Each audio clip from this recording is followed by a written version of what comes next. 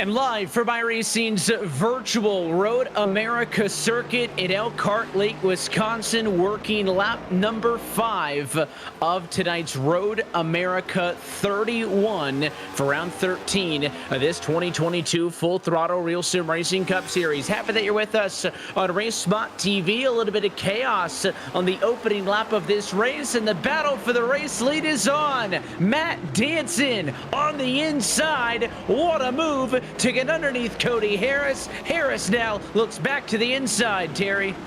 Yeah, and we've been watching this battle through our technical difficulties, and welcome to the race fans that are there. But we talked about it. When is Matt Danson going to make the run? And it just so happened the moment we go live, he makes the pass. And this time he made it stick. Harris was able to get to driver's right, and now he's going to swing back. You see the brake lights glowing there. Matt Danson decided to finally show up to the party with a 2:10.9, almost close to what his fastest lap time was of the race.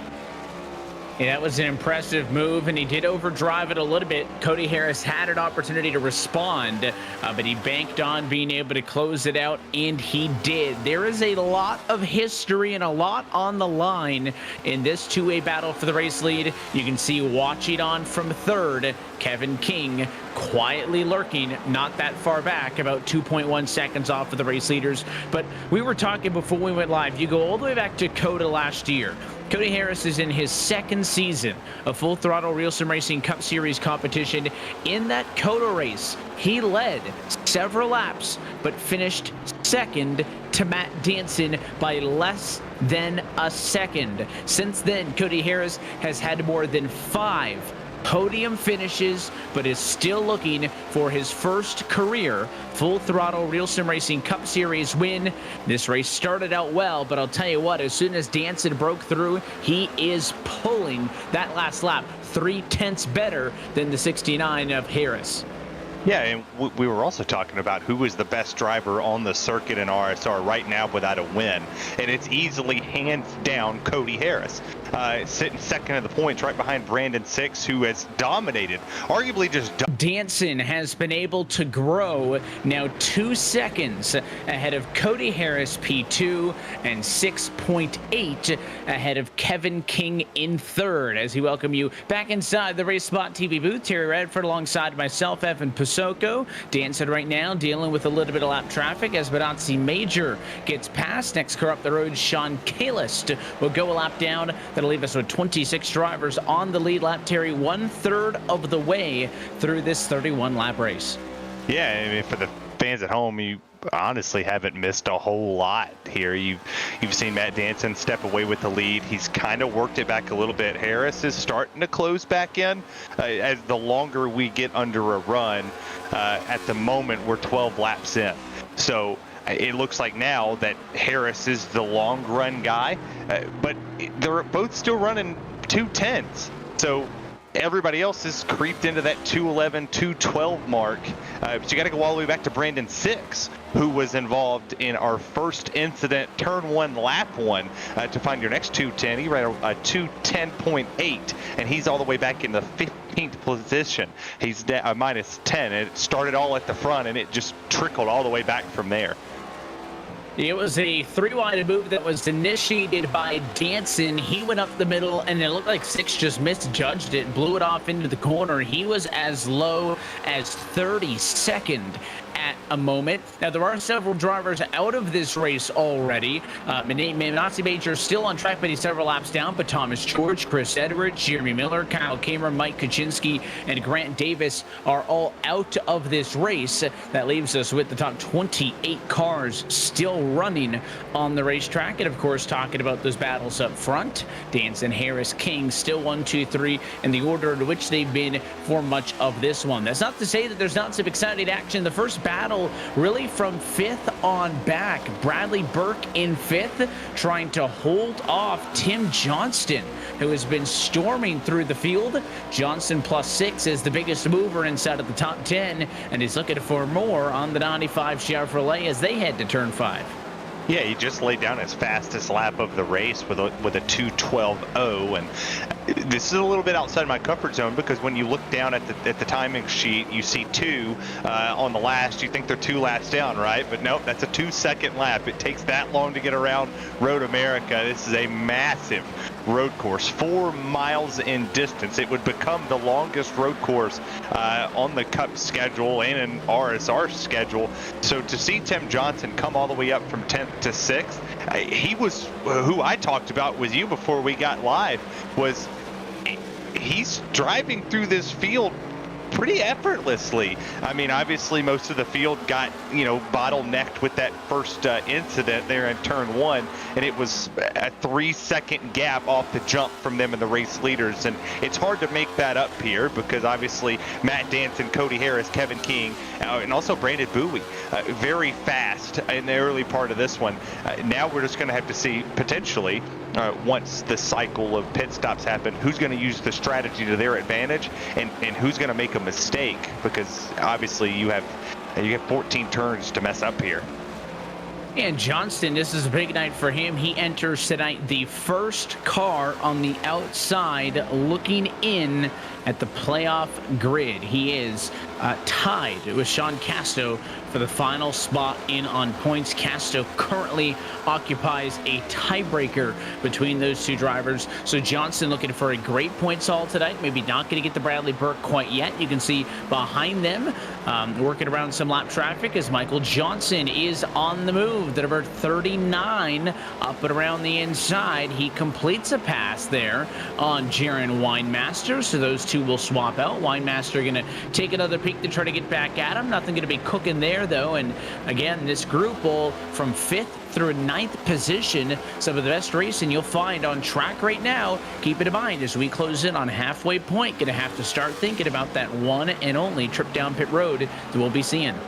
Well, you see right now with Michael Johnson catching Lariah here, he's going to charge the corner just a tad bit more. You see the brake rotors lighten up there, and that's going to allow Jaron Winemaster to get to the back bumper and maybe potentially take an overtake here. There's a lot of passing points here on this racetrack. My biggest passing point, if I'm racing here, is coming out of Canada's corner all the way down to 13A, and then you have that final charge going into 14 before you go up that long elevation change to cross the start-finish line going into 1. Yeah, so a bit of an over-aggressive move there about her, Tim, but now looking up on the inside of the SimSpeed Shop 44 Chevrolet of Michael Araya under fire through the carousel. This 4-mile road course behemoth is quite a challenge for these drivers in these NASCAR Next Gen stock cars. There is no runoff space. You need to make sure that you are pointed at every single corner, or you're going to find yourself off and into the grass and have another hard braking zone here to Canada corner. Johnson to the inside. He is through. So another spot gained for Michael Johnson. Remember, he started this race second, got knocked out of the way in that 3-wide dive down into 1 that we talked about, and he's been playing pickup ever since. Johnson has clawed his way back into P7, still with plenty of work to do. Yeah, he does have plenty of work to do, but I kind of got distracted for a second because I started seeing purple on my timing sheet, and then also greens and blacks, and those colors normally mean that somebody just went out there and laid a monster lap down. Matt Danton is almost running a 2:10 flat here, and that's flying around here, Evan. I mean, that's not missing a beat. And in qualifying, there was a lot of drivers that, Cody Harris was one of them, and I watched Kevin King. He touched every rumble strip on the track. He made sure to swing the car left and right. He was able to get the balance of it. There was some jokes over the radio that says, hey, send me what you're running, because obviously you have something figured out here. I mean, you'll see coming down the hill, coming into this really tight corner, you want to pinch it all the way down there, and then you want to sweep it all the way out to the sand. You don't want to run off because then the back end's going to kick out on you.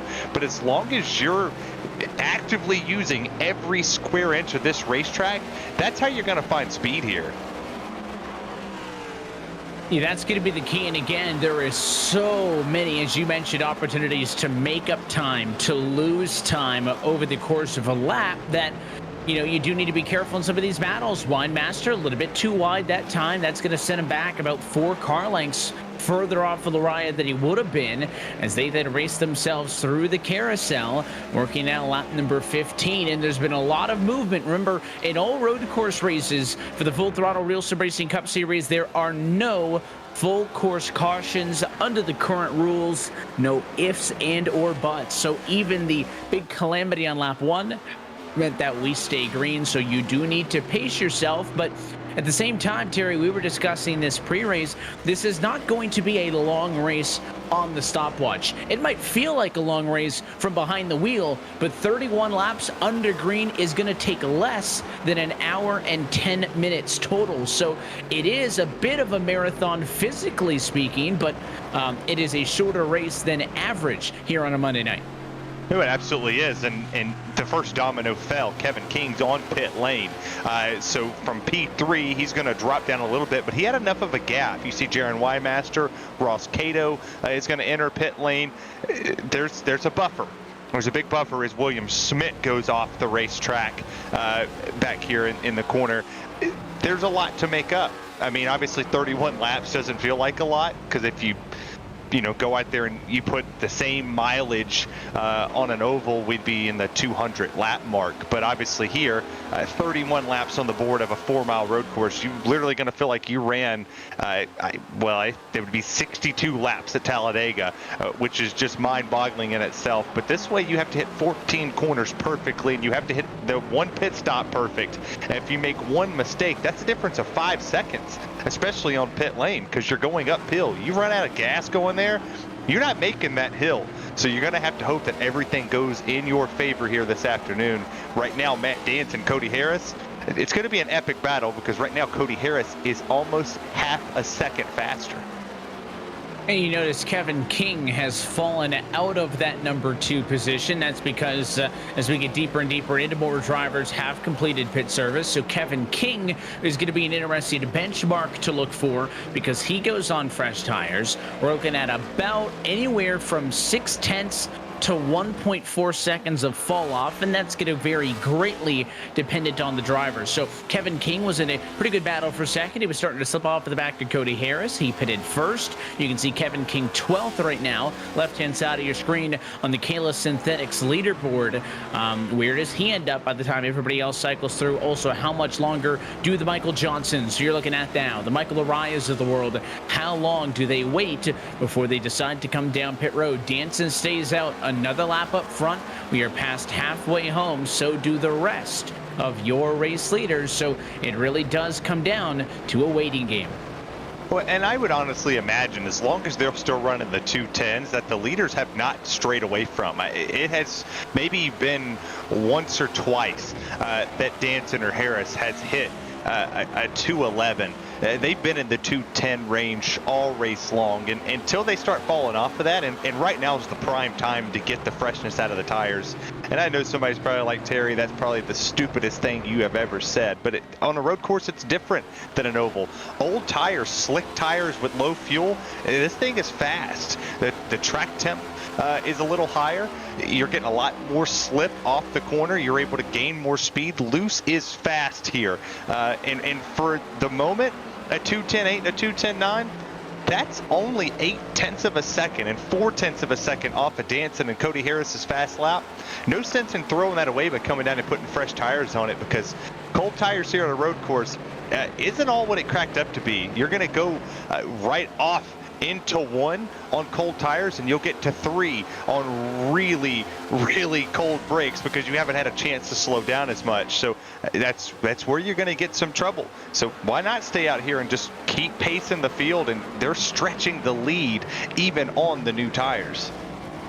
Yeah, King was kind of the buffer that kept Danson and Harris semi-connected to Brandon DeBruy, Bradley Burke on back. But now that he has pitted, I mean, look at the interval second to third, right? 12-second gap from Brandon DeBruy up to the race leader. And here's Kevin King now trying to make the most of fresh tires. He will get around Sam Nieto. So clearly now he's been out there for about a lap and a half on the tires.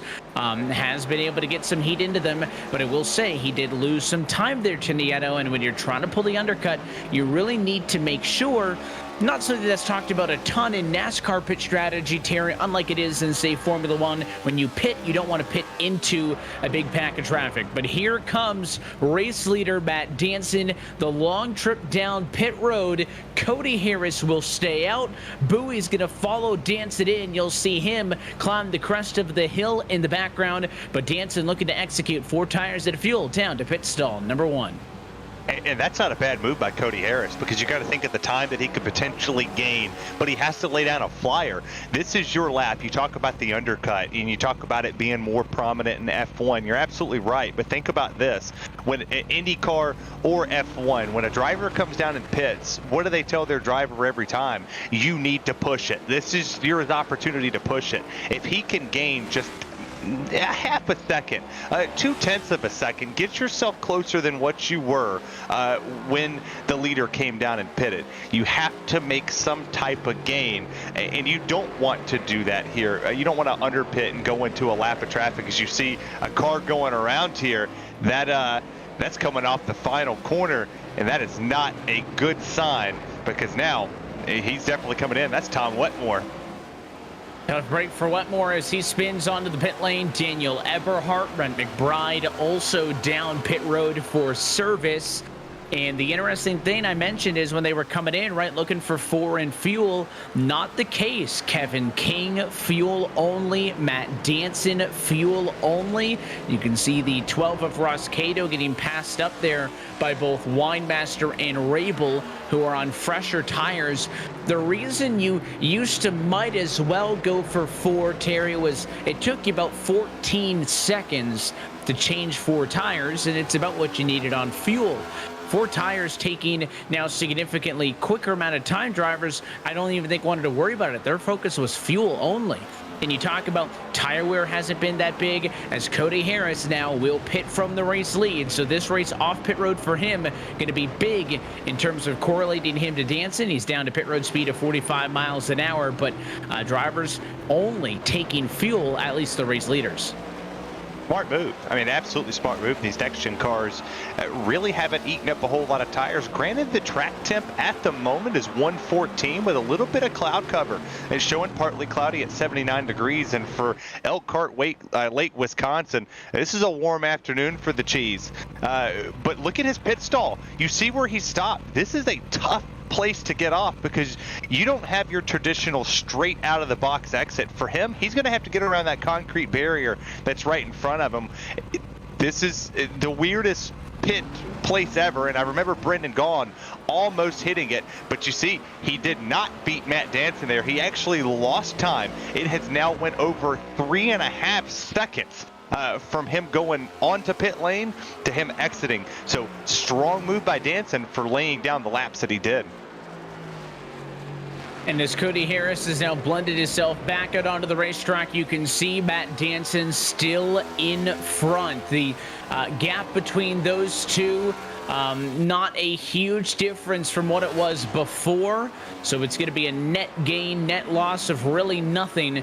And this is going to basically complete your pit cycle. Phillip, Silver, Nieto are in this time. We are still waiting on Sean Casto to come down pit road, and then that'll be it. So we'll hold off on the Kayla Synthetics midway race break for another lap until it's all done, but that's about it. No change up front, and you can see all the sparks off of Daniel Eberhardt's number 90. He smacked the tires in Canada corner and is damaged heavily the left front. He's going to miss 14 entirely. Major left front tire damage.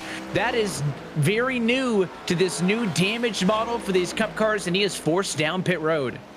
Well, and we saw it on NBC yesterday. For the people that watched the coverage from home, I know you were at the track, but they showed the inner workings of the next-gen cars.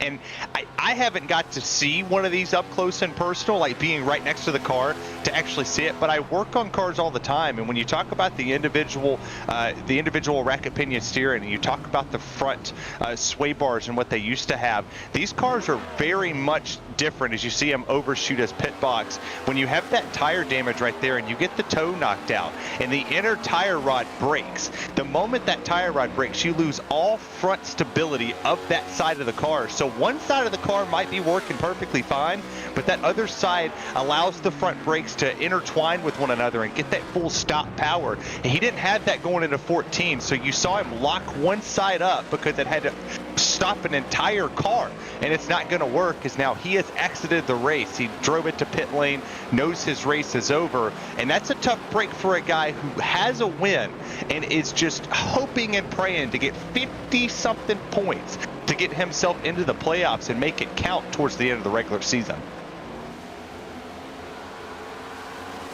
And with that, now Danson seemingly in the control of this race, 2.5 seconds to the good. And listen, we've talked extensively about how close Cody Harris has been on multiple occasions on a road course. We all know how good Kevin King can be. But it really seems like minus a mistake, which could come, from a wide variety of factors, right? It could be Danson dealing with lap traffic. It could be Danson making a mistake on his own. There's plenty of opportunities to do it, but minus something. Matt Danson looking to cruise here, and a big mistake by Cody Harris in turn 5 this last lap. You can see the interval now has jumped to 3.6 seconds. He threw another second away. Those are the mistakes he's going to need out of the 38 car if he wants to get into this conversation. So, well, maybe 1, 2, and 3 seem all but settled. This part of the racetrack we've been keeping an eye on, still far from done. Johnson just ahead of Brandon Bowie, who you're looking at now. There's Tim Johnson behind, and then Bradley Burke in the 95. Lariah not too far off either. 5 cars separated by about 6 to 7 seconds. Still have lots to say, and behind them now, you'll notice Michael Lariah no longer behind Bradley Burke. He missed the entry to the chute there and made a big mistake that's going to cost him a lot of time after he missed it in the run down to turn 8. Yeah, and you have a lot of drivers that want that rabbit in front of them. I mean, you have Brandon Bowie in the 34 machine leading Tim Johnson and Bradley Burke around. Sometimes you have to have that extra little bit of, you have to have the meat in front of you, and you just have to chase it like a lion. You want to see what they're doing. What's Brandon Bowie doing to get into the corner? You start mimicking his braking zones. You start mimicking the way he turns it into the corner. And that's a big difference in points. I mean, you talk about, obviously, we're getting towards the end of the regular season, and this is a make or break race for a lot of people. Nashville last week was the bar. You had to, that was a measuring stick. Okay, I've mock 1.5 mile track, but it's 1 3/4 miles. Well, now you come to a road course, and you've got a couple more coming up on the schedule, and there's one in the playoffs for you. So this is where you set the measuring stick for your team. Am I good in all phases? Am I good on the short tracks? Am I good on the road courses? Well, what about the intermediate side? Here you see Danson, strong, fast, outrunning everybody by a lot. I mean, he's stretched it out to 4.5 seconds. But look at these drivers back here. Kevin King has been good so far in the second half of the season, clicking off some strong runs. Brandon Bowie, Michael Johnson. I mean, Brandon 6 was involved in our first incident on track at turn 1, lap 1. Well, he's back up to 9th. He's fighting back and doing what he has to do, but with no cautions, no full course cautions. It's hard to make a mistake and regain that time without severely damaging your car or damaging your tires. And it's, I think, fitting enough that, I spent the last lap talking about mistakes. That might be the difference maker in terms of the race win. And 2 other drivers in the top 5 made major mistakes, right? Cody Harris had the mistake, and then Lariah just a little bit further on down made a mistake. So, again, don't get comfortable, as Lariah even a little bit heavy under the brakes that time is really going to feel the heat from Brandon 6. Remember, 6 started 5th in this race. He came up the inside, and when he tried to make a move, he got a little bit too deep into one, ran up on that 3-wide conundrum that we've referenced several times, and he spun out, fell all the way down to 32nd position. This is no gripe against Lariah, but Brandon 6 is the faster race car significantly, and if I'm the 44, I would just let him go before I eat up too much of my equipment trying to hold him off here, because I don't know how long I'm going to be able to hold 6 off. He looks to the inside, but Mike Lariah wants to race him for it. Well, I would say throw away that last lap, Evan. I mean, granted, he ran a 2:14.36, but throw it away. Because you overcharged a couple corners, you cooked it just a tad bit going into 14, washed up just a tad bit, but you see him coming out of 14 here. This is the point where you go, okay, can I stay with him? Obviously, he's looking at his lap times, he's looking at his relative, he'll see what he throws down, and they come across the line here. We'll see what they throw on the board. It looks like, yeah, they were relatively even. They were only about 9/10 of a second off of one another. So he's losing spots in some of the heavier corners. You see he lost there going into one. And he was definitely going to lose on the downhill because Brandon Six is peaking. And there's Brandon Six taking the spot. But what a move. What a drive by the 66. He fell to almost dead last in this field. He's battling inside the top 10 with only 10 to go. 10 laps to go here from virtual Elkhart Lake, Wisconsin. And I know that we are past the halfway point in this race now, but might as well. Let's take a look top to bottom, update you on where all of your favorites are running, and take a look at our K-List Synthetics midway race break. Working lap number 22, Matt Danson in control. He has secured maximum points tonight as he is going to lead his 16th lap of the afternoon this next time by, some 4.3 seconds ahead of Cody Harris, who led the opening 6 laps, I should say, of this one.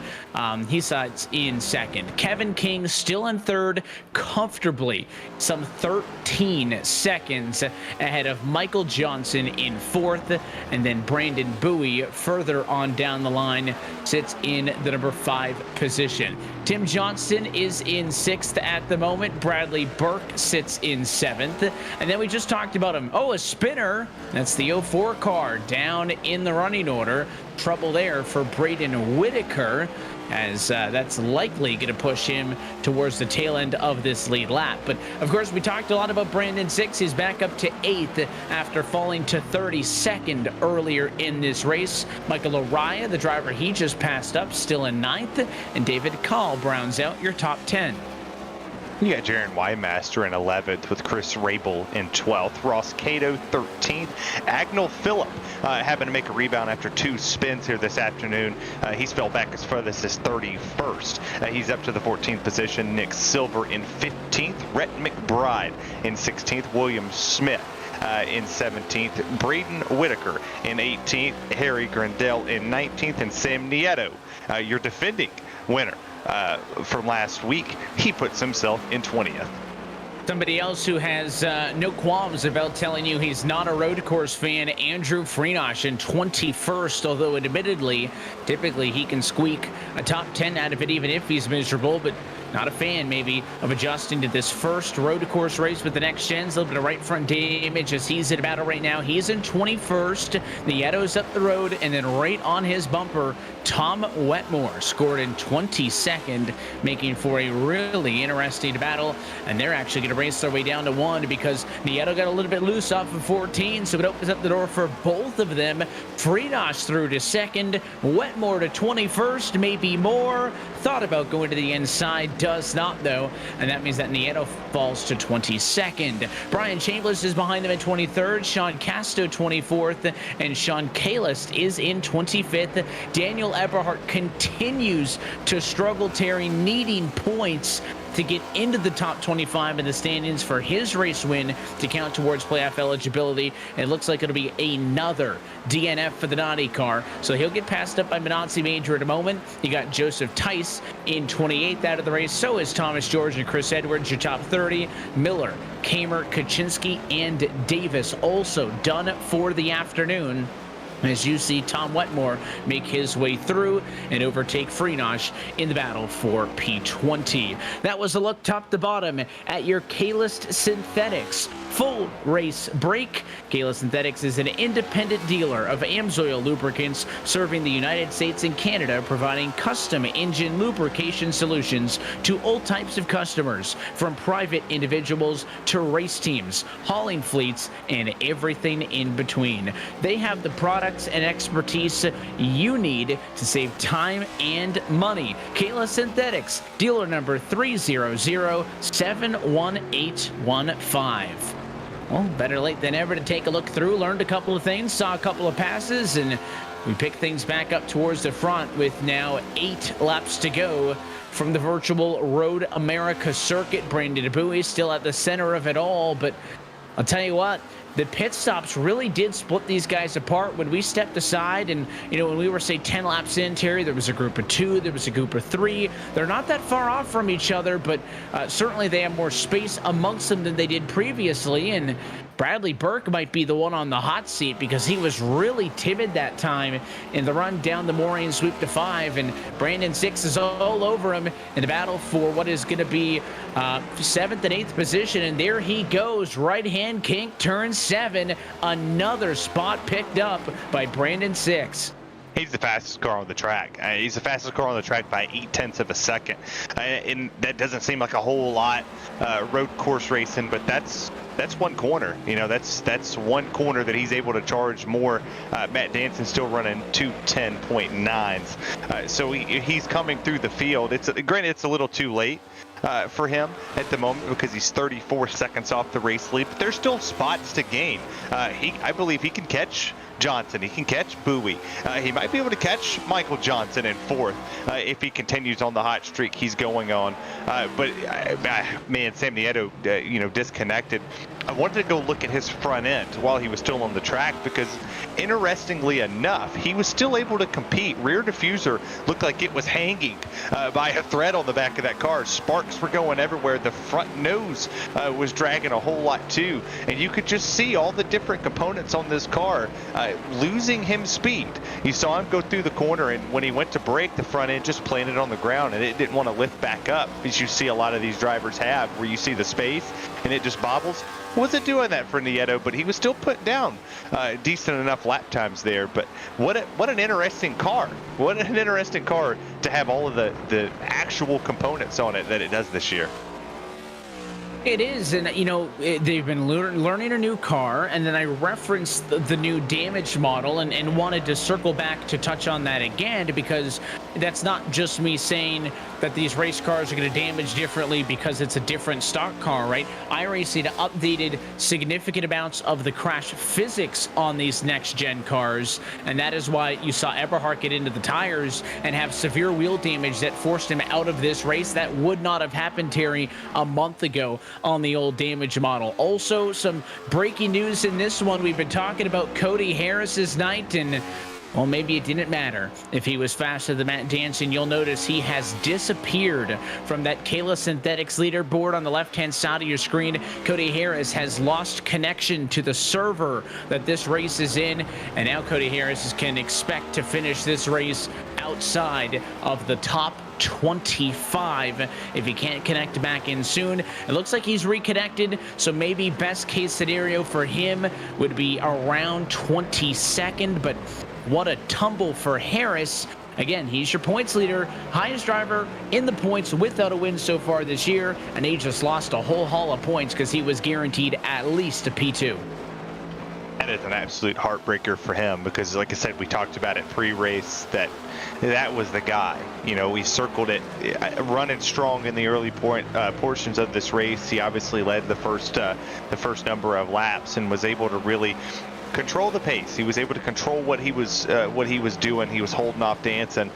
Once Danson got by, obviously he pulled away quite a bit, but this was a great points night for him, and this really could have set him over the edge. He's getting closer to the win. It's not a matter of if he's going to win. It's when he is going to win. You can circle any number of track on the remainder of the schedule, whether it's the regular season. He's guaranteed a postseason berth, obviously, with how great he's been running. He's going to win, and once he wins, he's going to go on a string. I could see him pulling a Sam Nieto and just winning and just going 2 or 3 in a row because he's that fast each and every week. But this is just a tough break because he was so close right there with 6 to go to potentially going up there with a mistake from Danson and winning at Road America. Things just got a lot easier for Danson. Of course, Danson's picture in all of this significant as well. You enter tonight in the 2022 standings. Matt Danson has had moments in which that car has been good, but I think that he would admit as well that Matt Danson has not been where maybe he feels like he should be. He scored 18th in the points, however, is a race winner from earlier in the season at Circuit of the Americas. And oh, look out, off and into one again. Poor 04 of Braden Whitaker. Every time that car is in a shot, he's having some issues. And I'll tell you what, that was on Cody Harris there. Cody Harris rejoined the race and rejoined the racetrack from pit road and just went right into the driving line of the 04 of Whitaker, and Whitaker, instead of crashing into him, took evasive action and is going to lose a ton of time because of it. So Whitaker has some issues. Harris is back on the racetrack now, though, in 23rd on track. And just to wrap up that point on Danson, of course, we all know the road courses are where he is good. There's going to be another one coming up before the regular season is out in Watkins Glen. He did not get an opportunity to contest that one for a race win last year. Missed it due to a suspension. Liam Sheen took that home, but the big thing for Danson's going to be the round of 8, right? He can probably survive the round of 16, Terry, as a playoff driver. He gets to Charlotte Roval, which is his bread and butter in the round of 12, but he's been looking for that little bit extra in the Cup cars after winning a Winter Series championship not too long ago. Yeah, it's going to be a lot here, and wow, they're still throwing fast laps down, a 209. I didn't think we were going to break the 210s. Michael Johnson made a liar out of me. It's 209.9. But for Matt Danson, I mean, you talked about the rounds that are coming up. Obviously, Watkins Glen, you talked about it with me. You told me last season that him not getting a run, it was an ongoing battle between them, that you could potentially see Danson, Sheen fight it out at Watkins Glen, which is obviously the super speedway of road courses in the NASCAR side of things. So to see those two, that's setting us up. It's a storyline for the future that, hey, this is what we're going to count on. And obviously the Charlotte Roval, we'll talk about that. You talk about all the people that are good there at that racetrack. I don't expect to see anything less than a spectacular show, as you have a smoke in front of the leader. Another car has went off track and regathered themselves. But this has been a grueling race so far. I'm looking at the incident points all the way down. Sean Kalis has 7, and there's not many that doesn't have an incident counter next to their name or an off track just by touching the grass or sliding a wheel off into the dirt. This has just been a battle of attrition. Right now, Matt Danson, 15 seconds. That's the king. He knows what he's doing, and those off tracks will be interesting for the rule book and stat nerds amongst us, because of course, without cautions in the race, how would drivers gain any penalty points? Well, penalty points are handed out on road courses based on the amount of off tracks that a driver has. So that's something to keep in mind as well. If you rack up about a dozen at a time, those penalty points will convert to penalty points. Nobody is really in too much danger of a suspension coming into tonight. You do have James Pasquarella, Dylan Parker with 4 and 3 apiece. Not worried about them because they have had made starts in the last couple of weeks. I don't think anyone's going to miss a race for it, but again, you don't want to get yourself into penalty point trouble, especially when you consider some of the racetracks we're coming to: Atlanta, New Hampshire, Pocono, some rough and tough racetracks where things will certainly be competitive. A little bit further on down the running order, you're watching this battle here between the 15, I should say, of Rhett McBride in 15th position and William Schmidt behind him. Nick Silver just got passed up, so Silver falls to 15th. McBride goes up to 14th position. And now there are only 4 laps left to go from Road America. You're looking for those last little bits of mistake. This is where that mental fatigue steps in. Again, this race started only an hour and 7 minutes ago on an oval that is nothing. But with how tight the restrictions and the limits are of the mistakes at this racetrack, and with how much more physical you need to put into this, I bet these guys are sweating. I bet they're tired, and you just can't lose that mental focus. You got to push through here for the next 10 minutes. I ran 3 laps here, and I was sweating, and I was like, I don't want to run 31 laps around this track. Now, mind you, I get to stay calm. I get to stay cooler than you now, Evan, because no AC for you. I've got a nice fan over here. The driving thing's really not my style. I'm more of the go out and test. You see Brandon 6, he's making a move on the 56. That USAA Toyota Camry's got a mirror full of that Chevrolet. But in all honesty, man, these drivers are out here whipping these cars around, back in, sliding around. There's going to be a lot of tired muscles around 14 turns, and they had to do it 31 times, and they didn't get a break. They were just straight running. I need a couple cautions in there to kind of keep me on my toes. Yeah, drivers will, obviously, depending on strategy on an oval, you don't really want to yellow, but it gives yourself a chance to kind of mentally reset things, break the race up in your mind, stay focused, and you do not get that same opportunity here in a road course race. You just have to go, go, go. And, even if you lose focus for a few laps at a time, that's enough to cost you several tenths that by the end of the race, then you start to push again. You go from 80% back to 95. You can't make up for that time lost. So these kind of races really do favor those who can push and push and push. And that's why guys like Danson, guys like King, guys like Six are so good. It's not only the fact that they know how to drive a road course, right? That is an inept skill that not all oval racers have. But in addition to that, I think it just suits their driving style, which is the biggest takeaway from that as well. You're looking at Michael Johnson in the number 3 spot. He is significantly ahead of Bowie by about 4 seconds. That's what he's playing with right now. As they head into Speedville, you got Manazzi Major back there. There's Brandon 6 in the 66. He is working about, I'd say, 10 car lengths ahead of Tim Johnson behind him, the USAA Toyota Camry that you referenced a little bit earlier. There's some battles further on the back of the pack. Brett McBride, Nick Silver, not that far apart back in 15th and 14th spots, but again, it's really just a waiting game to see. Is there going to be more drama late in this one? You can see by the intervals that there's about maybe 3 to 4 spots that may still be up for grabs as we look to take the white flag for Matt Danson the next time by. Yeah, I mean, you talk about the oval guys, not necessarily having the road course abilities in them. I'm one of them.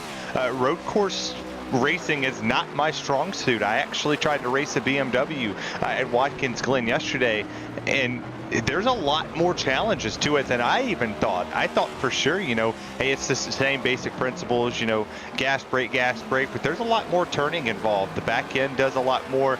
You can't get on the throttle as hard as what you normally can on the ovals, where you think, okay, I'm coming off the exit of the corner, I really can mash it here, I can be more aggressive. If you try to get aggressive at a road course, especially Road America, this one, obviously I've raced it on iRacing every now and again, but I do it just for practice, just to keep myself in tune and keep myself in somewhat of a knowledgeable state to know what line really can be utilized. Where could the passing zones potentially take you? Right here in the carousel, you're not going to want to make a pass.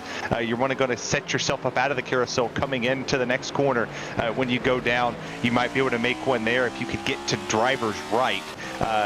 But this has just never been something I've been into. I love watching it. I think this is a fun technical thing to do, and to see these drivers put it out there on the line, and especially to see what Brandon 6, what Agnell Phillips been able to do. Some of these drivers that had a hard time on the first lap to fall back into the 30s, but be in the top 10 at the end of the race. I think that shows you the intestinal fortitude that these drivers have, and they're going to be huge key players come the end of this championship run.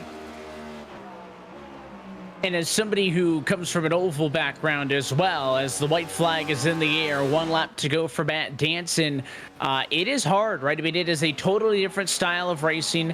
We say this every time we come to a road course like this, right? The majority of people in this series are oval racers. and some of them have some road experience. Danson certainly more so than others, but I'll tell you what, I've done some very limited ones as he's just showboating now, sliding the car off in turn number 3 that time. Things on the iRacing service, like the 24 Hours of Le Mans, is some of the funnest events that I have ever competed in on the service, have been road races. And because it's so hard, my brain is tired at the end of a race. Now, of course, 31 laps of Road America is not 24 hours in the south of France, but it is the same concept. You need to be up on the wheel. You need to be perfect. And to Matt Danson's credit, he has not put a foot wrong all night long. The only long race that I've been able to do was a 6-hour charity race at Daytona, but I put too much worth of practice into that thing because I am not comfortable in a car that's not a truck or a cup car.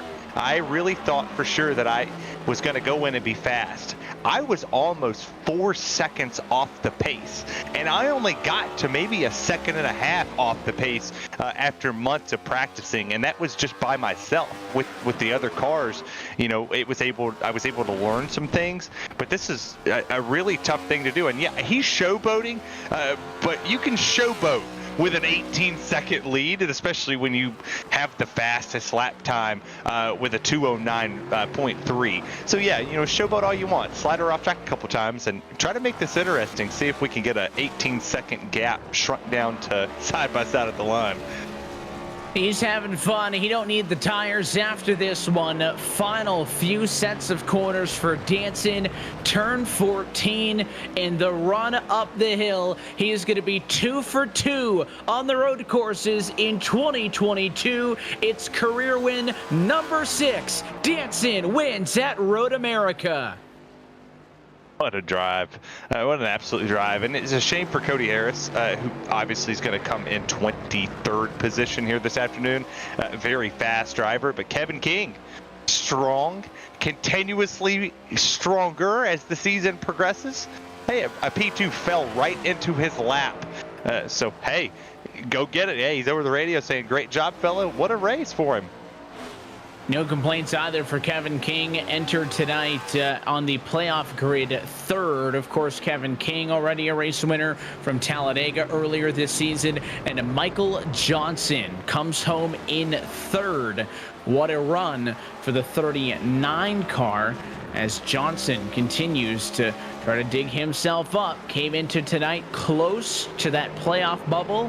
He is going to get a haul of points for Keeping It Real Esports 2 and get himself into an even better spot. A few more battles across the start-finish line. Winemaster going to hang on as he comes across the start-finish line to stay ahead of Chris Rabel. Behind them, Agnell Phillip will cross the finish line in 12th.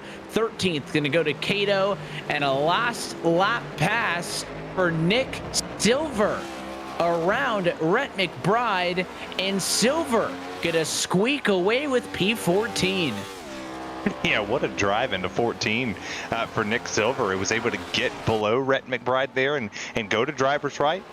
But that was a fun ride. Even the drivers coming over Rhett McBride said that was amazing. That was a fun ride that they were able to cross each other up the past couple laps.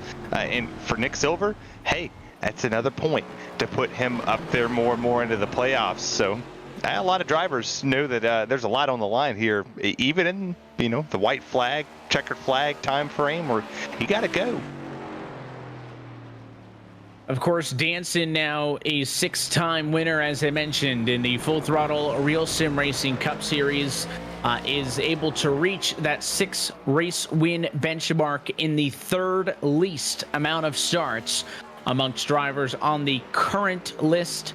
Other drivers who have 6 wins and have less than 40 total starts include the likes of Scott Eckrich and some guy who went on to be pretty successful in a real race car, Landon Huffman, who took home 10 Full Throttle Cup Series wins in 37 starts. Also active drivers on the list, Connor Horn, a 6-time race winner in 41 starts. But it takes Danson 39 to get number 6, and he'll celebrate.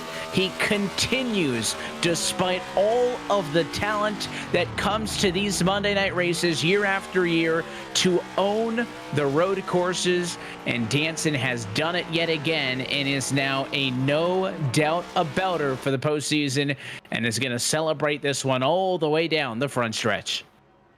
Yeah, he's showboat it now. I mean, he was sliding the tires off the track and just running away with it. Yeah, road course king. Could we call him the Chase Elliott of RSR? I think that's fair. If we have a Chase Elliott, though, there needs to be a Kyle Larson, right? Because Larson's kind of stepped up to the plate in that Hendrick ride. So maybe that's Danson and Friedosh. Maybe that's Danson and certainly Danson and Harris, Danson and Sheen. There's